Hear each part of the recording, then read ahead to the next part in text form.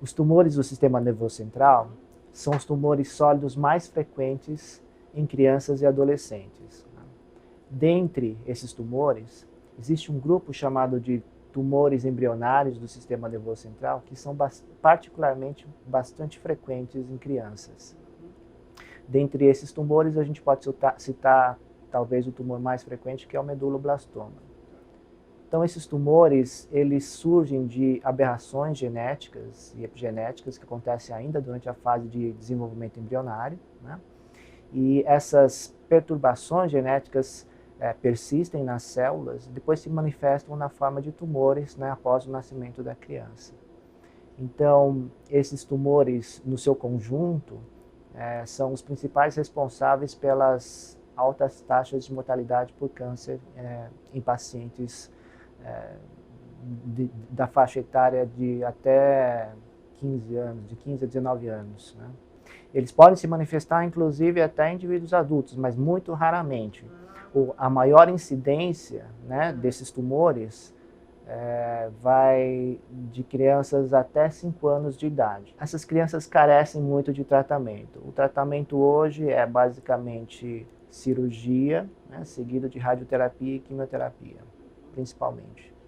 Uma boa porcentagem dos pacientes, né, pode ser curado desses tumores, felizmente. Mas existe ainda uma porcentagem ainda pequena de crianças que são diagnosticadas já com tumores mais avançados ou talvez com características moleculares e genéticas que tornam esses tumores mais agressivos. E para essas crianças, os tratamentos disponíveis são pouco efetivos. Né? Então, até 30% talvez dos pacientes que sofrem desse tipo de tumor não conseguem ter um tratamento, uma resposta adequada aos tratamentos disponíveis. No caso, nós estamos falando do meduloblastoma. Meduloblastoma e outros tumores do mesmo grupo de tumores embrionários do sistema nervoso central. Tem vários tipos, mas o mais frequente é o meduloblastoma. O tumor teratoide rabidoide atípico, ele é bastante raro, mais raro que o meduloblastoma, mas ele é tão agressivo quanto. Ele é um tumor considerado um tumor de grau 4 pela Organização Mundial da Saúde. Ele tem maior incidência em crianças ainda mais jovens, de 2 a 3 anos, e é um tumor de crescimento muito rápido e que não respondem bem, quer dizer, não responde bem aos tratamentos disponíveis. Então, as crianças normalmente sofrem bastante com esse tipo de tumor. Nós estudamos biologia de tumores, biologia do câncer já há algum tempo. Os tumores embrionários do sistema nervoso central oferecem um modelo muito interessante para a gente, porque a gente tem como interesse de pesquisa, né, de linha de pesquisa, entender como um tumor surge. Há algumas décadas atrás, alguns estudos começaram a perceber que algumas células tinham características de células-tronco. Algumas células cancerosas possuíam características de células-tronco. Por exemplo, são células um pouco mais indiferenciadas, são células que expressam determinadas proteínas nas suas membranas, que são proteínas tipicamente encontradas em células-tronco, né?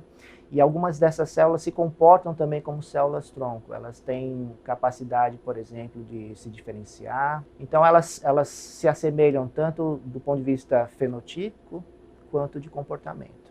Os tumores embrionários também possuem essas células e eles constituem um modelo interessante de estudo porque, sabidamente, alterações genéticas acontecem ainda durante a fase do desenvolvimento em células-tronco.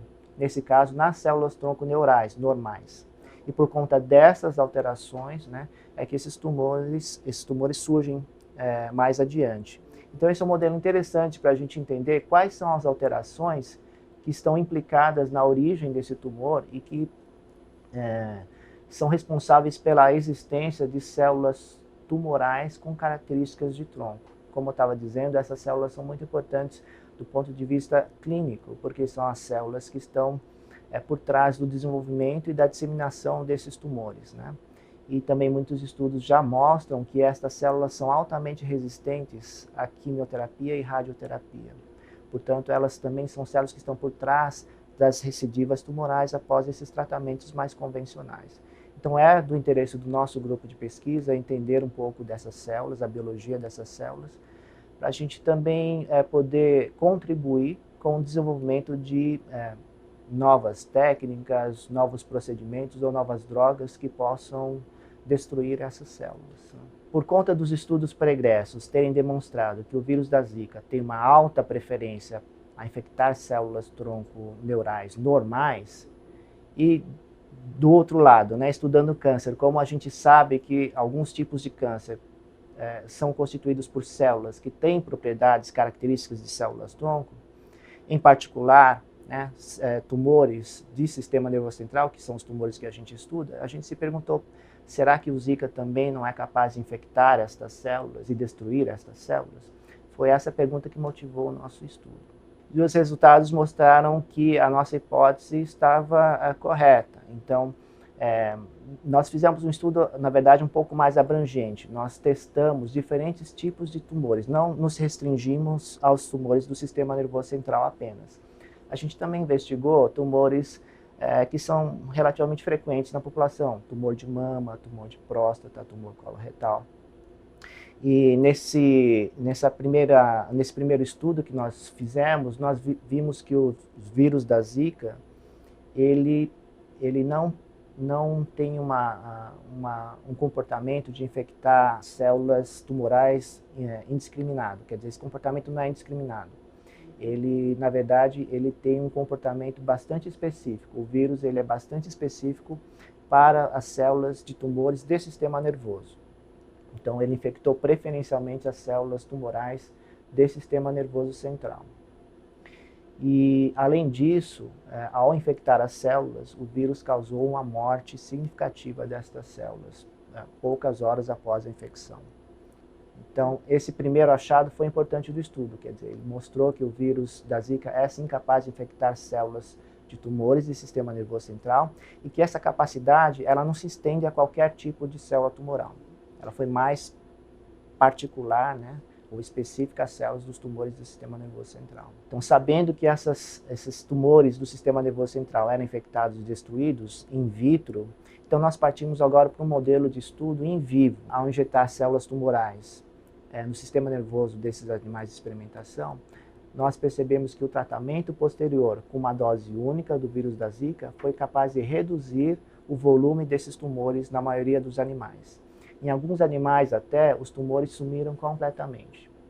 Um outro achado importante do estudo foi que o tratamento único com o vírus da Zika inibiu a incidência de metástases.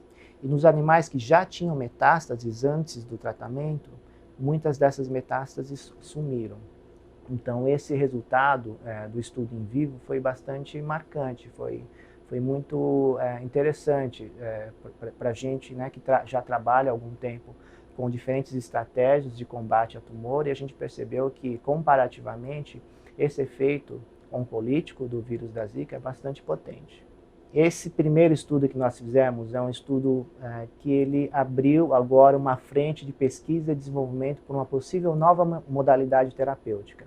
É importante falar que já existe um tratamento que foi aprovado em 2015 com um outro tipo de vírus, é uma modificação do vírus da herpes, para tratamento de melanoma, que também é um tumor de difícil tratamento. O que o nosso estudo traz como novidade é que o vírus da Zika pode ser uma nova plataforma a ser explorada, né, para tratamento de câncer.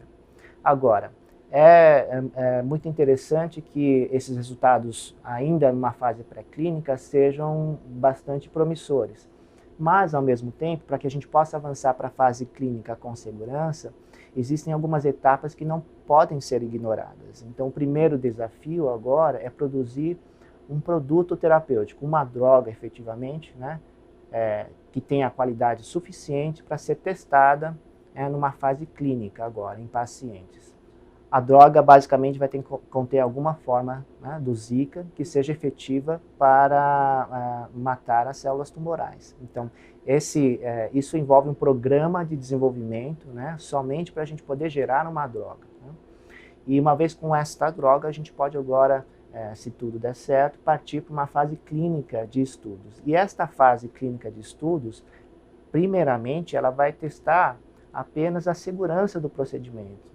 Né, se esta nova droga ela é segura, se ela causa ou não algum outro tipo de efeito adverso, Se sim, quais são esses eventos adversos, se eles são toleráveis ou não. Então, a primeira fase de estudos clínicos, basicamente, é para ver a segurança desse novo procedimento, né?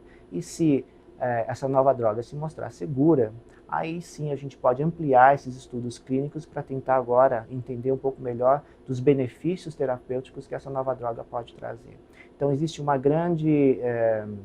Uma perspectiva muito positiva, né, mas um caminho ainda a ser perseguido para a gente poder avançar de forma segura para a parte clínica. Eu acho que a primeira dificuldade, especialmente se tratando do vírus da Zika, é a gente lidar com os potenciais efeitos tóxicos. A gente sabe que teve, por conta da epidemia, né, uma grande parte da população foi infectada, a maioria não desenvolveu nenhum sintoma clínico, né? Nos casos de microcefalia, por exemplo, as mães foram preservadas dos efeitos, né, do Zika, ao passo que os bebês foram afetados. Exatamente. Então, a gente sabe que daquilo que a gente já tem de dado epidemiológico, é potencialmente seguro, né? Mas, por outro lado, a gente não pode apenas se basear nesses dados. A gente precisa investigar um pouco a fundo quais são esses efeitos. O nosso estudo mostrou que em camundongos imunossuprimidos, a infecção só com o vírus da Zika pode ser letal. Então, isso é um efeito que a gente não conhecia e ninguém conhecia, porque foi a primeira vez que esse estudo foi feito no modelo de animal imunossuprimido. Então, é possível que pacientes que têm algum tipo de imunossupressão, ou que não tem o seu sistema imune completamente eficiente, eles podem ter algum tipo de efeito que a gente não sabe qual é. Então, isso a gente precisa conhecer ao máximo possível antes da gente chegar para tratamento. Eu acho que os nossos dados, especialmente tendo sido feitos com células de tumores humanos, a gente consegue inferir que alguma resposta vai ter. Claro que essa resposta ela difere de pessoa para pessoa, de paciente para paciente. É assim com qualquer droga. E vai ser assim também com o vírus da Zika. Mas que ele é capaz de infectar e destruir, isso o nosso estudo mostrou, né, no sistema in vivo. Claro que a gente precisa melhorar um pouco mais esse estudo, avançar agora para uma nova etapa de estudos, mas isso, esse nosso estudo que acaba de ser publicado, ele demonstrou. O outro grande desafio é o desafio da produção da droga em si. Tem toda uma legislação no país e também no exterior que determina como uma nova droga deve ser produzida, mas grande parte desta legislação ela se atém àquelas drogas convencionais, químicas, né? Manufatura química. Quando você vai para biológicos, já é um pouco mais complicada a manufatura disso. E quando você vai para vírus, né, que você tem uma entidade viva que precisa estar ativa, então isso ainda é muito mais complexo. E a legislação ainda, especialmente no país, talvez ela ainda não esteja muito bem trabalhada. Então esse vai ser um desafio nosso. A gente vai ter que aprender juntamente com os órgãos reguladores para saber como é que a gente pode produzir uma droga, né, minimamente segura para a gente poder avançar para a fase clínica. Esse vai ser um grande desafio. Na fase clínica tem o desafio do financiamento dos estudos, tem o desafio de montar uma equipe, porque é uma tecnologia de alta complexidade, então vai precisar de um time multidisciplinar, interdisciplinar, eu diria, para poder trabalhar nesses protocolos clínicos. Isso a gente precisa garantir. Agora, o que ela vai fazer nos pacientes é uma incógnita, e acho que esse é um grande desafio, essa fase clínica.